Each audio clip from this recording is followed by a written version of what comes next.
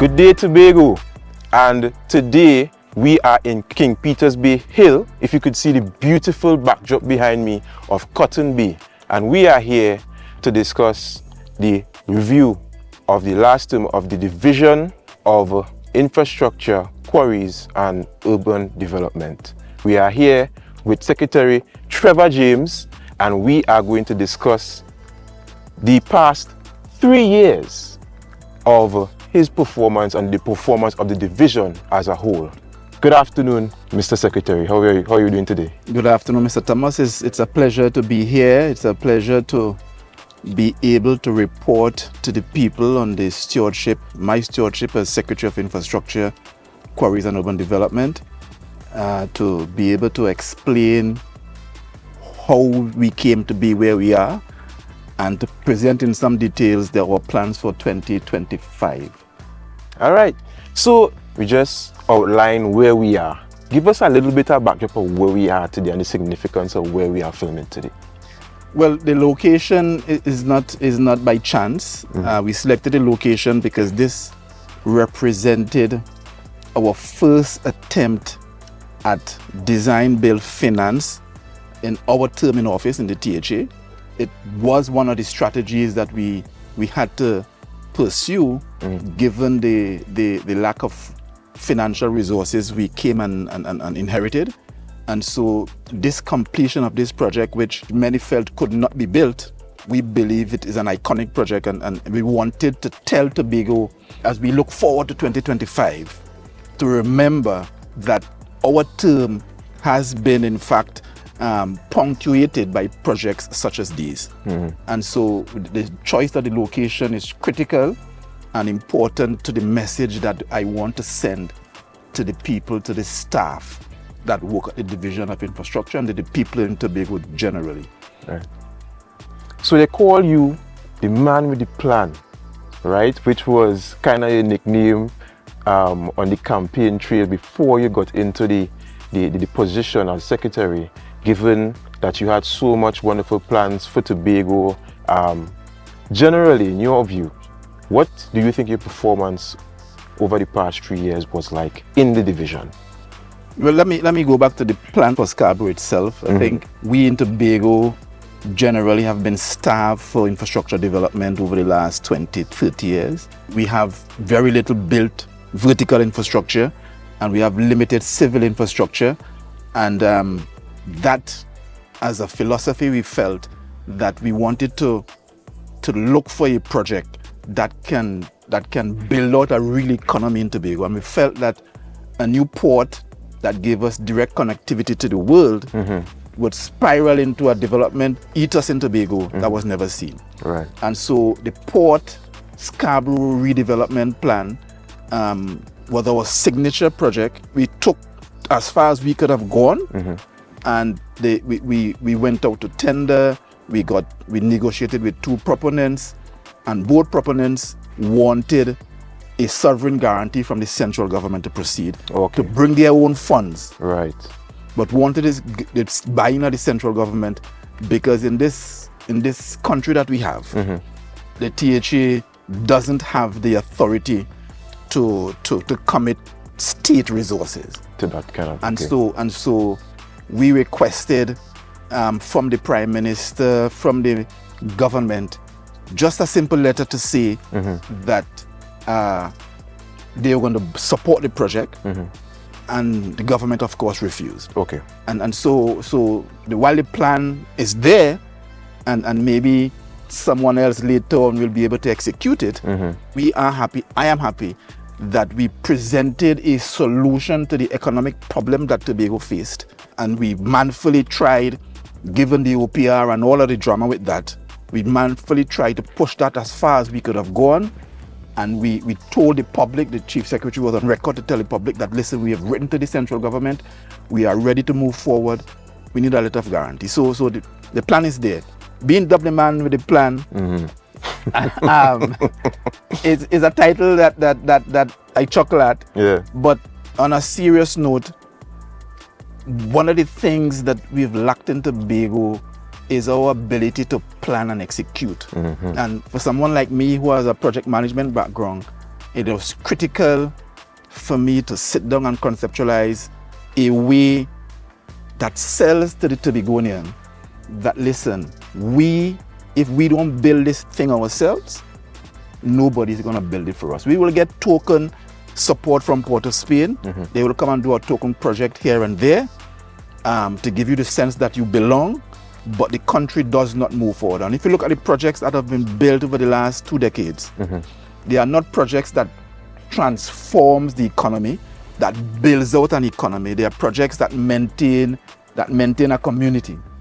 And so how the philosophy that I tried to embody was to find a way, given the difficulties of change management and all that, to find a way to sell to a nation that has grown up on Lenhan, a nation that grown up on community spirit, a nation that grown up on the men coming together to help a brother to build a house and to cast a foundation. Right. We've grown up on that, a nation that grew up on agriculture when families had to plant and sacrifice to send one of the children to university, and the whole village will come in and say, listen, let me give James' son some money to go back to university.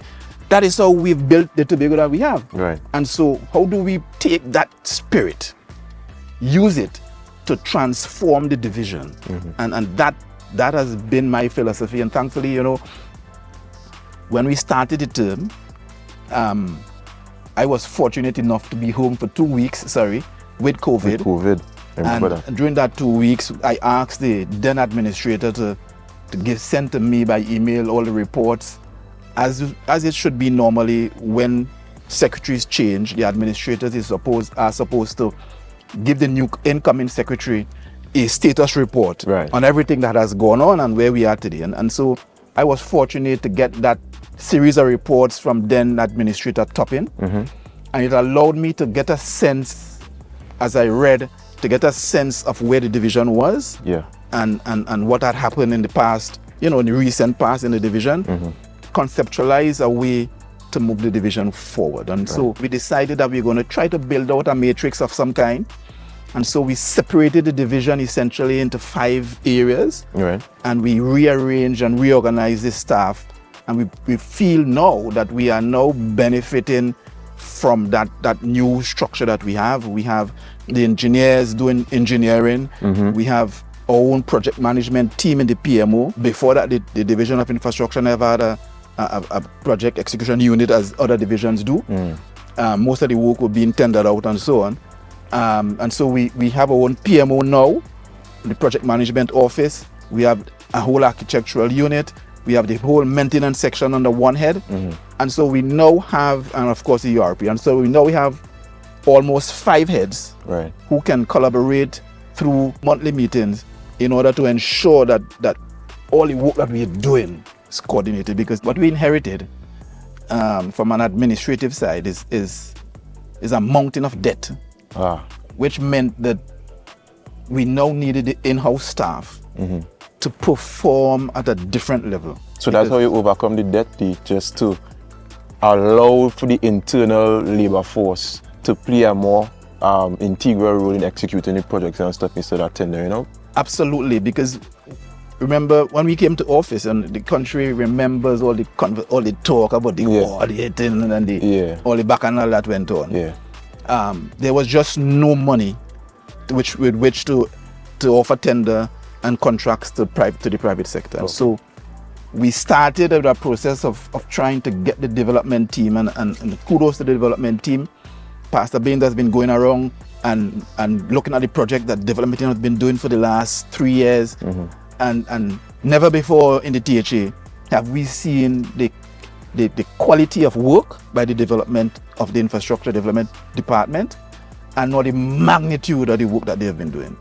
And so kudos to the development team under the new director there. We have seen that spirit now take over the maintenance as well. And so the maintenance groups as well across the 4 districts are now doing a lot of work that normally would have gone out to tender. And so we're beginning to see the movement in the right direction. And so the history of the last 3 years, for me, is one of reorganization, one of measured change management. We have developed a project management office that manages a $60 million project. Right. Without a consultant from Port of Spain. Right, without that bringing that capacity from the outside. We've been building capacity not only on the execution and the construction side, but we're building capacity on the management side. And that's some of the things, I believe that is one of the things that is pivotal, because when it comes to a project, especially one like this, a lot of people see the end result. And I like to class that as the sexy work, right? But in the background, there's a lot of unsexy work that has to take place in terms of setting up the procedures that allow some things like this to run smoothly and run efficiently as well. But when you went into the divisions, were there any positives that you went in and saw that you leveraged on during your tenure? Now the most important resource to Division for Infrastructure is the staff. Right. And how the question that I ask myself over and over and over, how do we use this resource? Because we have, maybe in Tobago, the most qualified group of people per capita. Right, yes. In Tobago, who are working for some small salary in some cases, but who are there underutilized. Right. And the question I kept asking, how do we get the public service to benefit from this set of money that parents would have spent to send their children to school, to come back to this beautiful island? Right. How do we harness that and use it? And so that is where we are. We still have some challenges with the maintenance of the roads and the verges and so on. But that has to do with how the teams have been depleted. Right. But if you look around generally, we have seen a marked improvement in how our projects have been managed and our ability to deliver on projects that the public go around today saying that had to be a contractor that do it. Right. You understand? It had to be a contractor. Yes, I heard that. So we have come a long way in the division, and the biggest resource that we've tried to leverage is the employees at the division, and we want to continue to trust that the staff will put Tobago and Tobagonians first, right, and will support the trust that we have been on. Let's delve a little bit into SPEL, Studley Park Enterprises Limited, right? So give us some overview of how SPEL has been performing over the past 3 years. Well, we inherited SPEL. SPEL is a new company, relatively, started in 2017, as the then administration tried to find a way to maximize the benefit from the resource we have in the ground there. When we came in, we were still in COVID and still trying to come out of that. And so we even at SPEL, we found that we have aged equipment, we have poor management practices at the time. We had a manager who had severe challenges from when that we could see. And so SPEL was not producing in the quantities that we wanted. And we tried to put a new board in place to change the structure around a little bit and to see how we could maximize on the production and improve the production and reduce operating costs. It has been a challenge, there's no doubt it has been a challenge. And the major challenge with SPEL, of course, is that there is need for investment in a couple of new plants. Right. However, you have to present to the Executive Council a plan that shows that if you're going to borrow $40–50 million in purchasing new plants, how do we pay for that? And we have said, listen, to the Ministry of Energy and the Ministry of Trade, listen, we have requests from Guyana for hundreds of thousands of tons of our material. Our material being the best in the region, right, for concrete production. And they are on a development boom. And they are on a development boom. We have had requests from all over, all kind of people, in the hundreds of thousands, people who are willing to pay up front. And that, if the government were in support of the people of Tobago, SPEL today would, and had granted the license, SPEL today would have said, listen, we are expecting this income, and therefore we could invest in a new plant or two, both mobile and fixed plant, Right. because the returns would have been guaranteed. Right. And so we went to the ministry and we said, listen, man, grant us the license to export. And again, typical of this relationship that we have with Port of Spain decides that you in Tobago must do nothing for yourself, and they refuse to give us the license. And that has been, I will say more about this as the January comes, but that has been one of the major challenges with Spell. Right. However, we came up with a strategy of using the road infrastructure that we were trying to build out in order to boost the revenue for Spell. Okay. So the road at Friendship, this road, the road at Lamy, all happening at the same time, put a great demand on Spell and forced the management there to be able to produce greater volumes. Right. And the greater volumes in a shorter period of time, of course, will reduce the cost per ton. And so Spell benefited from that, and that was one of the major goals that I'm happy about, that Spell had the opportunity to demonstrate to the people of Tobago that they could supply multiple projects simultaneously. Okay. We had, I think I raised this issue when it arose, of again the central government taking a decision that we couldn't bring bitumen on the Cabo Star. Yes, I remember that issue. And again, in an attempt to say, you can't do nothing in Tobago because we can control this. And so we had to go and to cuss and to fight. Every step of the way, everything we do, we had to go and cuss and fight with somebody in Port of Spain who decided that, hey, we had to stop them fellas, because if they perform, we have no chance. And it's a thing that supersedes the politics in itself. Right. It's an understanding that in the relationship that we have with Port of Spain, some things just need to be changed. Right. Issuance of a license from Port of Spain just needs to disappear. We must grant our own selves a license. This is our material in the ground. And so there are things in the autonomy conversation that continues to impact our livelihood in Tobago, and those conversations I'm sure will come up as the election draws nigh. Of course. and we will prosecute them Right.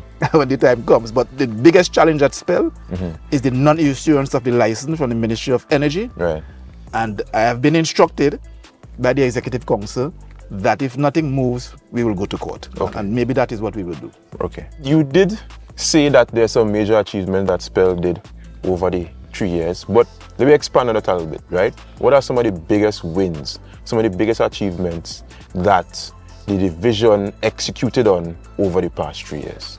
Well, like I said, we had a multiplicity of procurement strategies that we had to employ if we were to move the thing forward.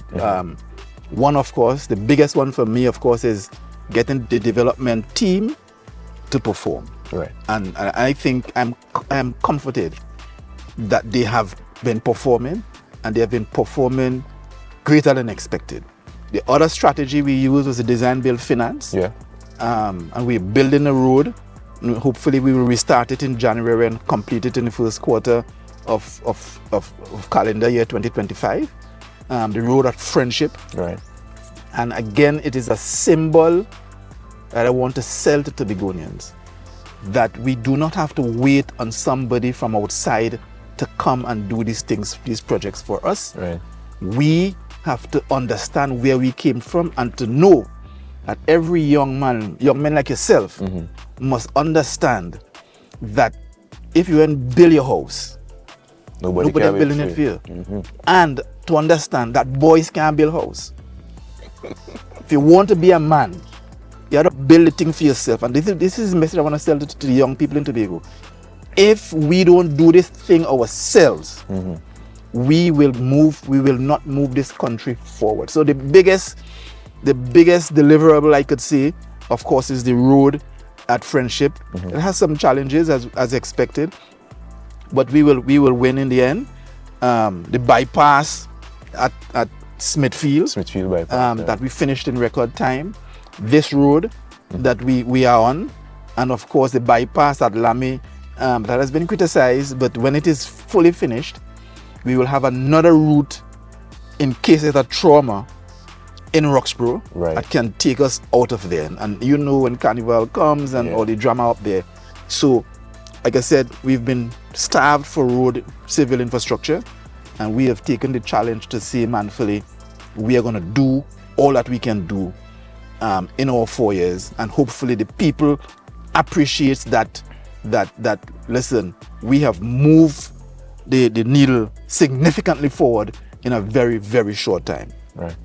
Are there any ongoing projects that's currently going on that will be finishing? I mean, maybe the public doesn't really know about it yet, but we have it to unveil for them for 2025. Oh, well, some of the projects are small projects. Of course, the widening at Canby gas station in that area on Walking Square Road. Very useful. Again, it's a project that should have been done a long time ago, and we felt that the backup of traffic, given the growth in Canby and Penny Savers and the amount of traffic coming out of there, that's a critical thing. We will finish that in January. It's been delayed for different reasons, but that will be finished. There will be new directional markings there that would direct the traffic in a different way and solve some of that problem. Right. So that is ongoing. That will be completed. We are just completing another major project in Runnymede, major retaining wall as well. We've been paving and patching throughout the island. Throughout the term. Something never seen. So, and of course for 2025, we have a series of plans which we are going to lay out today. I know you spoke about some of the challenges before, right? But was there a singular situation that was very challenging that you want to point out, and how you got over it? Well, when we came to office, the development budget at the division was $71.5 million. That's a budget that we came and met because the election was in December. Right. This year, the budget is $40 million. So a decrease. Every year since we've been in office, the development budget has been decreased willfully. Right. While some will say that the overall percentage has increased marginally or is the same, the measure for development is in that budget. Right. The recurrent expenditure that pays the salaries and does the repairs and so on, there's nothing we can do about that. That's the cost of government. That's the cost of bringing services to the public.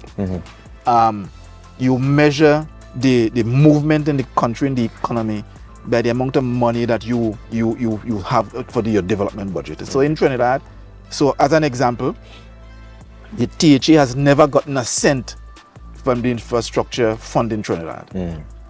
All we get money from is from consolidated fund. Yeah. And so for years we can get nothing.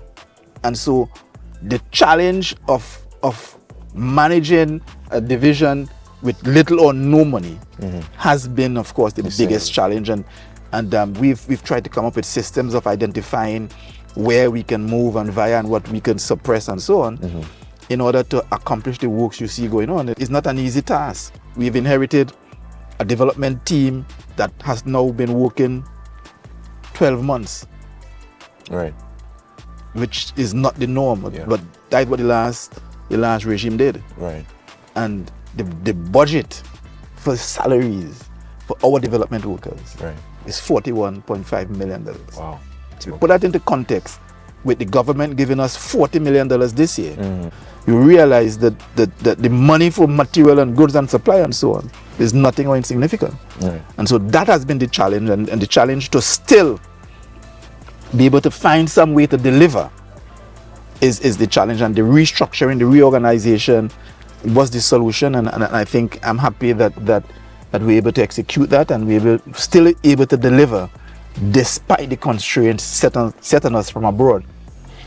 Is there a general guiding MO, you as a person, or philosophy that you have operated by during your term right, as secretary?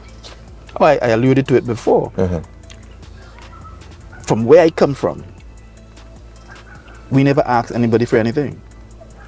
We identify the gap and we go and we try to fix it. Mm-hmm. And that is the philosophy. We looked at what we have and we say, how can we maximize what we have? Right. And that has been my philosophy. That has been the philosophy I've been trying to get the division to work with. You know, when Pastor Baines does the videos, you see how happy the workers are to know they have built this thing. A young lady told me she was in the taxi with some child going to Canaan Bonaccord Primary School. Mm-hmm. Coming up the roundabout at Shervan, and the child standing up and saying, "My father built that." Right. That is the philosophy that we want Tobago to have. Right. That listen, I build that, I am going to build this, I am going to build that, no matter what the situation. I'm going to dig in my heels, I'm going to put everything I have towards achieving the goal that I set. And nobody, no constraint, no hindrance of anywhere should be able to stop us. And if by the examples we've set in the last 3 years could impact the minds of anybody, that is what I want to impact their minds. So you said, right, you would have had to come up with innovative ways to fund these projects, build, design, finance, and these things. Just lay it out. How has that been going? Into those arrangements been going so far? It has been a challenge. I think for the THA it's kind of new. Mm-hmm. And it has been a challenge. I don't think we have finished paying for this road as yet, for example. Right. And so we may have some interest to pay. but critical for us is that we needed to bring private money into the public construction sector. Mm-hmm. And that is what we did.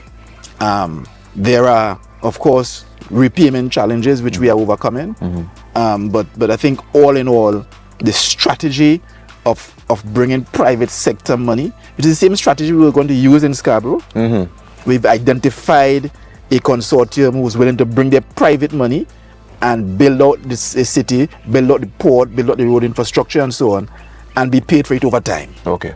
And I think if we can perfect that PPP type arrangement as we go forward, it will augur well for the entire development plan for the island. Okay. So 2025, final year of your first term as secretary, right? I know that you would have stated some of the ongoing projects. Somebody lay out some of the big plans for 2025. So for 2025, we want to continue. We want to, of course, finish the big project at Friendship.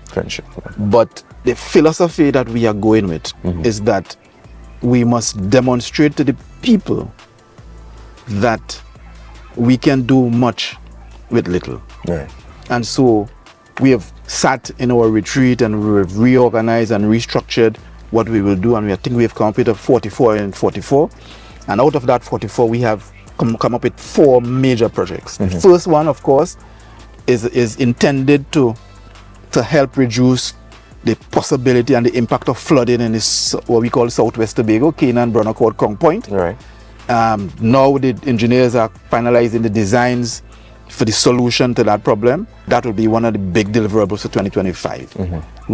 We have identified going up to Sangsters Hill, coming around Light and Life, maybe going up to Bishops with one section and coming back to Smithfield. Right. As a solution to some of the problems at Light and Life. We intend hopefully to make that Sangsters Hill one way in and out. Right. That is also one of the big projects. Mm-hmm. We are going to start Bad Rock Phase 1. As you know, we've done the design for Bad Rock, and one of the benefits of having the design team working separately on just design is that we had some external consultations, but we've done the designs for Bad Rock to create a solution there. Mm-hmm. Because when we start that project in our next term, the traffic can still flow from Kendall to Bell Garden, and so we will go up to Zion Hill, do a bypass down to Longbed, and so that will be our first phase. There will be some widening on Zion Hill, some pieces of new road to be done, a strengthening of one side of Longbed going down the hill. That will be one of our big projects. We are expecting to be able in the near future to drive from Dodge Fort right over to Gardenside. Right. That project is coming. So now from this Smithfield extension, you can go right up to Scarborough if you so choose, and you don't have to turn left and make a whole roundabout to get up to Scarborough. Very good. So that is coming. And of course, we have invested $22 million on our own equipment. The majority of them all of them will be in our hands by the end of January. We expect to see the schedule of where the development team will be paving and patching, because we've had new spreaders, new rollers, new graders coming. Our goal, people don't understand the impact of this rental program, but we've been spending upwards of $35 million a year on rental equipment. Wow. And because of this purchase, we are able now to cut down on that. To see in this year, we are going to save $10-15 million, right, and put that money to other uses. Right, great. So that essentially, those are the big projects that we hope to roll out to the public in 2025. Okay, good, very good. And I'm guessing that's the cost, the build, design, finance, even though it might be generally difficult, it's the cost of progress. Absolutely. It's the cost of progress. Absolutely. No government runs in the world today on revenue budget. It's all deficit budget. And as we are here in beautiful King Peters Bay Hill, it is my pleasure to introduce to the conversation the Assistant Secretary for the Division of Infrastructure, Quarries and Urban Development, Pastor Terence Baines. Pastor Terence. Yes, sir. Good afternoon. Good afternoon to you, and good afternoon to all our viewers, and to be here with the Venerable Secretary Trevor Williamson James. They call out the middle name there, man.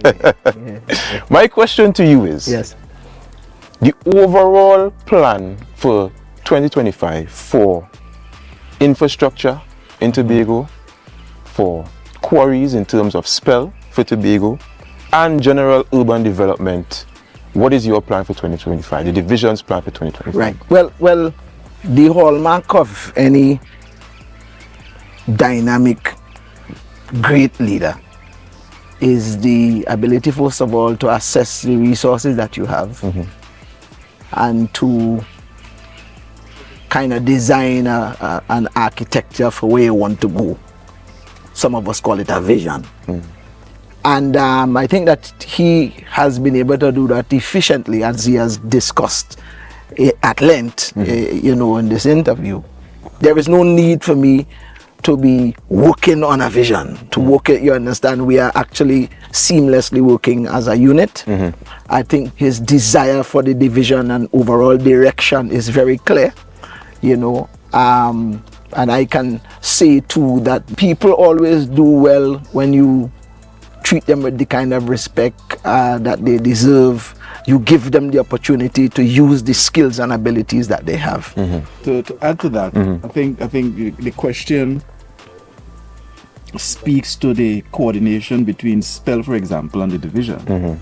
And what the plan is to ensure that SPEL is producing the materials required to support the paving and patching and road programs that we have. We've begun rolling out it'll show me a road for what it was intended, which is to identify roads that needed upgrade across the island, secondary roads that needed upgrade across the island. And we've started in Dead Bay, in Castara. We've had some in Mount St. George that we've done. There's one in Bacalet that we need to do. We did one to bypass from Dwight York training ground to parade ground as well. And so the Show Me a Road program, where we are hoping to bring relief to persons who live off the beaten main, to bring decent enough access to their properties and so on, is one of the major things that we will do in 2025, given the resources that we've procured that will come to the division. And so SPEL has been placed on notice to support this whole thrust for 2025, and that is the link that we have. Okay. And as we close this wonderful discussion, is there any thing that you want to let the division know, by extension the people of Tobago know? Let's start with Pastor Baines and we'll finish with you, Secretary. Is there anything that you want the people in your division to know and Tobago to know by extension? Yes. Well, I mean, in our mind's eye, we have a design on the kind of Tobago that we want to see built out. And the Division of Infrastructure plays a significant role in the building out of that architecture that we have. This greatest little island on the planet that we are talking about, a key pillar in getting that realized is the kind of work that we do at the division. And so we are going to continue to be vigilant. We are going to continue to be innovative. We are going to continue to put our hands to the plow. As Secretary James so ably said, we're not going to wait on anybody to do this for us. And we have discovered that we have the capacity to do it ourselves. So therefore, we are going to be going full speed ahead. I am very excited for being in the division at this particular point in time, and look forward to see the kind of work that we'll be able to deliver in this coming 2025. Awesome. Secretary James? Well, in closing, I want to make an appeal to the staff. Firstly, to say thanks for the support over the last 3 years, and to make another appeal to say to the staff for continued support in 2025. Without the staff, we can do nothing. We can sit in our offices and talk and plan and reorganize and so on, but all of that replanning and reorganization is going to be executed by the staff, and we want to make a major appeal to the staff to say not only thank you, but to say let us together now put our hands to the wheel. Let's coordinate the 5 departments that we now have, and let's produce for Tobago what Tobago deserves. Let's put the people first, the supporting staff in HR and accounts and so on. Let's understand that when the men outside are working in the sun and so on, they need the money on time, and let's all ensure that we are supporting each hand of the division, because it is only through that cohesive, collaborative support structure can we achieve what we want to achieve. Right. And so let's all come together and build something in 2025 that Tobago will remember for years to come. All right. With that said, I want to thank you for coming out to beautiful King Peter's Bay Hill and having this discussion with me, guys. Secretary James, Pastor Terence Baines, I look forward to the wonderful work that you will be doing in the division for 2025. And by extension, Tobago, I want you to keep your eyes peeled as well for the wonderful work the Division of Infrastructure, Quarries and Urban Development will be undertaking in 2025. I thank you. I bid you adieu.